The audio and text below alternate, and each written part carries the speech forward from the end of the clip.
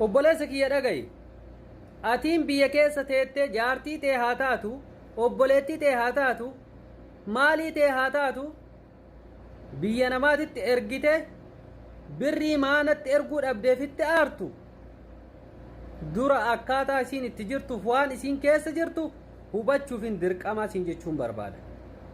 obboleettii tiyya atillee gaafa biyyarraa baatu dalagadhee of jijjiire maatii kiyya jijjiire jettee biyyarraa baata garuu gidiraan rakkoon biyya namaa keessa jiru imimmaanii miti dhiiga nama boochisaa jechuudha. kanaaf ijoolleen keenya hedduun ebalu biyyarraa baate ebaluyyuu biyyaa deemte jecharra hawwitee baatan gariin rakkatteeti jireenya ofii jijjiiruu baati gariin durriyyummaaf biyyarraa baati. obboleesso mallaqa ijoolleen shamarranii gubattee fidde hin nyaatin sirratti ibidda dhugaa siin jedha mee ati dhugaa jabaadha ibidda barbadaa harkaan qabii ilaali hangam akka nama gubu. ijoolleen keenya garuu biyya namaa keessatti ibidda keessatti gubataniit mallaqa fidan garuu gaafa fidan san immoo hattuu fi gantuudhaan nyaatamanii imimmaanii miti dhiiga boochifaman. keessattuu ijoolleen shamarranii rakkoof gidiraa argaa mallaqa ofii fidan gaafa fidanillee ni bo'an gaafa fudhatanillee ni bo'an gaafa namaan nyaatamanillee ni bo'an. kuni silaa ta'uu hin qabu ture. obboleessa kiyya obboleettii tiyya kasitti yaadu malee adaraa keessa shamarran biyya arabaa jirta hundi keessanuu kan akka kootii mana madaamii keessa jirtan adaraa keessan sirriitti of eeggannoo godhaa. waaqayyo sinaa eegu.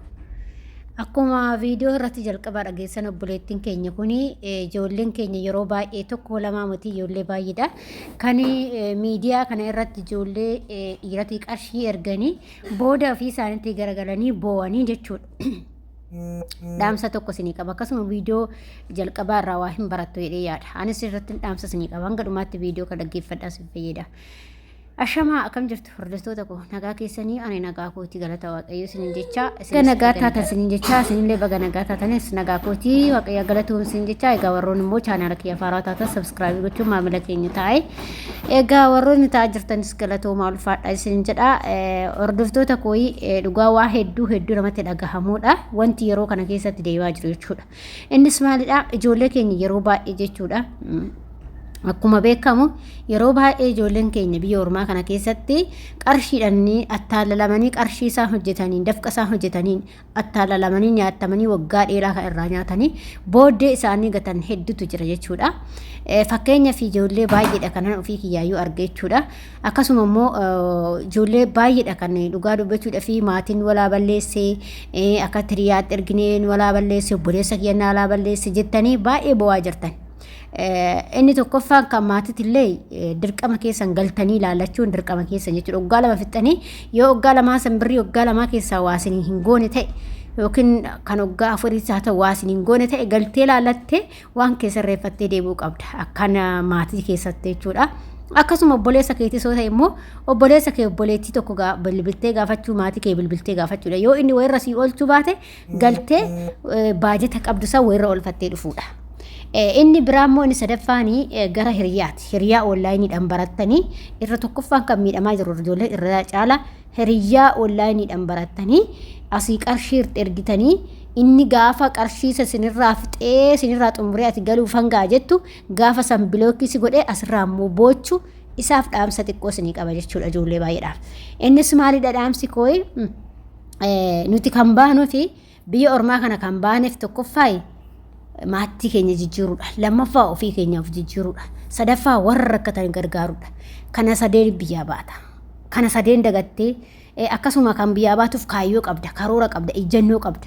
maaliif ejjennoo fi karoora keessan kaayyoo keessa irra ejjenni maal sii godha dhiira dhabaaf namni biyyaa bahe hin jiru abadan. ijoollee shamarranii akka koo mana kushiinaa arabaa keessa jirtan dhiira dhabdaniitii miti kan biyyaa baane hundi keenyayyuu anas atis jechuudha. kan heeruma didee biyyaa bahe meeqatu jira. kan immoo iyyummaa mo'adha jedhee biyyaa bahe meeqatu jira. kan ofan jijjiirra jedhee bahe meeqatu jira. kan maatii kiyyaan jijjiirra jedhee bahe meeqatu jira. hedduu keenya kaayyoodhaaf biyyaa baana gaafa biyyaa baanu. garuu gaafa biyyaa baanee biyya kana keessa as biyya ormaa kana dhufnee jennu kaayyoon keenyas karoorri keenyas wanni qabnu sun mana nu harkaa jijjiirra. karamitti gara jaalala sobaa gara jaalala onlaayinii sobaa isaatti horkaa jirra. Garuu kan baataniif dhiira dhabneetii fi mati nuti. Garuu akka waan dhiirri asii jechuun akka waan ati dhiira dhabdee biyyaa baate of fakkeessitee asii dhiira biyyatti qarshii ergitee nyaachistee obaastee itti uffatee ittiin bashannanee iddoo barbaade deemee suuraa mana suuraa ka'ee suuraa babbareeda sii ergu ati dhuguma inni na jaalata dhuguma inni onnee kiyya seene dhuguma inni jireenya naa ta'a jettee qarshii kee of jalaa qisaasichi dhaamsa xiqqoo sii qaba. Dhugaa siniin jedha obboleettii koo hanga fedheeyyuu abbaan fedhe hanga fedhe yoo si jaalate hanga fedhe sii du'uu needa hanga fedhe sii gaggabuu needa siin jedhee gaafa inni lubbuu tee sii dhabuu fareedaa akkana siin jedhe kana sitti fakkeessa malee dhugaa seetee qarshii kee doolchii tokkotti hin ergin. Ilmi namaa kan jaalala kee dhugaa kasii qabu qarshiiyyuu sin gaafatu abadan. Namni jaalala dhugaa sii qabu qarshii sin gaafatu dhaggeeffadhu. Nama jaalala dhugaa sii hin qabnetu qarshii si gaafata jechuudha. Kanaaf obboleewwan kiyyaa adaraa keessan namoonni qarshiidhaniin attaalalamaa jirtan of eeggadhaa adaraa keessan jechuudha. Dhiirumtan gafe yoo si jaalatee qarshii kee ergin. Yoo jaalala dhugaa sii qabaate taa'ee si haa eegu. Kan ati hojjettu sanii eessan dhatta gaafa sanis fuutee isa biraa dhatta gaafa maatii keetirraa seerassi fuudhe malee boolee wajjin galuu fi qarshii asii wajjin achitti ergitanii quubsuu kana irraa of qusadhaa hundi keessanuu. Inni dhiiraa suni dhiirri akkasii godhu sun jireenya sii ta'a naa ta'a jettee hin filatiin goongumaa. Dhiirri qarshii naa ergisiin jedhu jireenya naa ta'a jettee goongumaa ittiin galiin jireenya keessas inni jireenya siif hin ta'u. Dhiirri jireenya sii ta'u dhiira yeroo hunda si jajjabeessee qarshii kee maallaqa kee hin barbaadnetu siif ta'a malee dhiirri maallaqa kee barbaadu dafqa kee barbaadu waanuma qabdu san si harkatti suuraa babbareessee bakka footoo ka'ee babbareessee si ergu suni never bultii keetiif hin ta'u jireenya keetiif hin ta'u jechuudha. Sirratti ba'aa ta'ee jireenya keessi kuffisuu fi sirratti jireenya keessi dhiibuuf malee jechuudha. Kanaaf of eeggannoo cimaa godhaa. Ijoollee keenya yeroo baay'ee isaa shawwadamaa jirtanii isaa attaalalamaa jirtanii ijoolleen akka koo mana madaamii keessa jirtan keessattuu ijoollee haaraa dhuftan sirriitti attaalalamaa jirtan walirraa barachaa hin jirtan dhaggeeffadhaa. Ijoollee baay'eedha kan waggaa 9 taa'ee homaa hin qabu waggaa 6 taa'ee waggaa 7 taa'ee waggaa 3 taa'ee waggaa 4 taa'ee jettan baay'ee keessantu jira. Garuu kun ta'uu hin qabu obboloota koo kana dhiisatti jechuudha. Ijoollee heerumanii dhufan haga gubachaa jiran natu beeka dhugaa rabbi jechuudha. Yeroo tokko maafan abbaa manaa qabadhee yoon biyyaa bahee jiraadhe hagan didee biyyaa bahu qabadhee biyyaa bahee jedha. Garuu immoo yeroo itti ilaalee jedhu bagan hin qabatin jedha. Maaliif dhuunfaa kiyyatti akka fedhe kiyyatittan ofii kiyyaa fataa jedhee sa'aatii kana keessatti maatii kiyyaa ergee ofii kiyyaa ofirra godhadhee namni caqacaqu namni caqacaqu hin jiru jechuudha. Bakka kan na fuudhus noo ani yoon gaarii ta'e nama gaariitu na fuudha.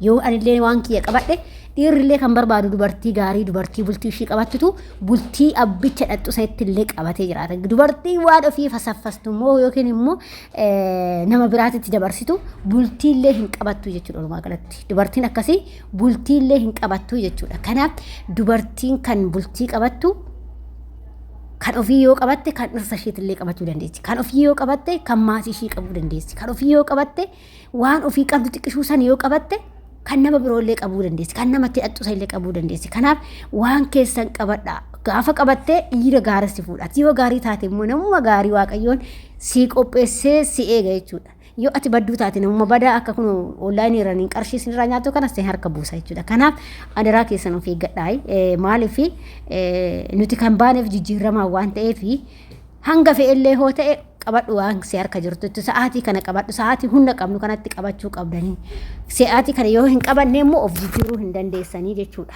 Innaa akkasii siniin jedha hordoftoota kiyya Waaqayyo sin wajjin haa ta'u siniin jedha hordoftoota kiyya. Kanaaf of qusadhaa siniin jedha Waaqayyoon sin duukaa haa ta'u. Kuni dhaamsa kootidha. Ijoollee akka koo mana madaamii keessa jirtanii akkasuma bo'aa jirtaniif jechuudha. Dhiirri tokko sin jaaladha yoo sin jedhe hundumatu na jaalata jettee qalbii kee onnee kee ittiin kennin sin jedha. Inni akkasii sin jedha hordoftoota kiyya. Yoo viidiyoon kun yoo isinitti tole laayik sheerii gochuun dagatinaa akkasuma yaadaa fi qeeqa qabaattan immoo komentii irratti gaafachuun dagatinaa sin jedha. Kan immoo viidiyoo biraatitti walitti deebinutti viidiyoo kanaan turtii gaarii siniin jedha. Waaqayyo isin wajjin haa ta'u Waaqayyo isin haa eegu siniin jedha. Kuni dhaamsa kooti. Galatooma.